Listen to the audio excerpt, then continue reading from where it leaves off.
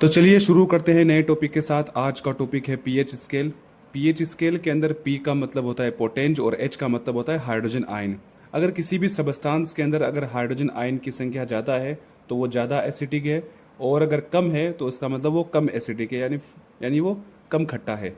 तो देखते हैं हम किसका मापन करते हैं, इसमें किसको मेज़र करते हैं। एसिड और बेस को मापते हैं, यानी कोई चीज़ खट्टी है या कड़वी है उसके बारे में ये पीएच स्केल हमें पूरी जानकारी देता है। और इसके अंदर रेंज होती है या फिर मान होता है 0 से लेके 14 तक।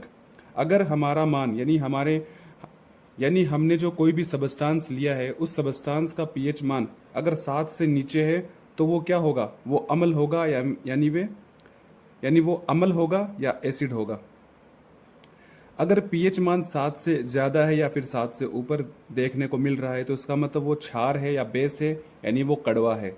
और अगर पीएच मान 7 देखने को हमें मिल रहा है तो इसका मतलब वो क्या है, न्यूट्रल है, यानी उदासीन है।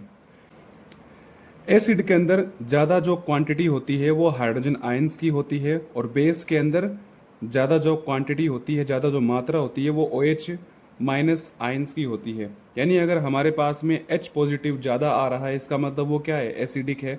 और अगर हमारे पास OH माइनस ज़्यादा आ रहा है तो इसका मतलब वो क्या है, बेस है। इसके कुछ सोर्स है। नींबू यानी लेमन के अंदर जो है पीएच स्केल जो है वो 2 से 3 तक होती है।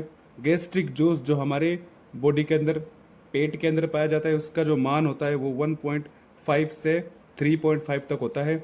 NaOH जो सोडियम हाइड्रोक्साइड होता है इसका जो मान होता है वो 13 to 14 होता है, यानी 13 से लेके 14 तक इसका मान होता है। मिल्क ऑफ मैग्नीशिया इसकी वैल्यू होती है 10.5।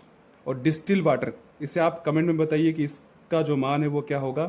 Thank you. कुछ इस तरीके का होता है, ये आपको दिख रहा होगा, जिसमें पीएच स्केल या फिर पीएच ऊपर लिखा हुआ है और इसमें डिजिट दे रखी है 1 2 3 4 और ये 14 तक डिजिट है। देखिए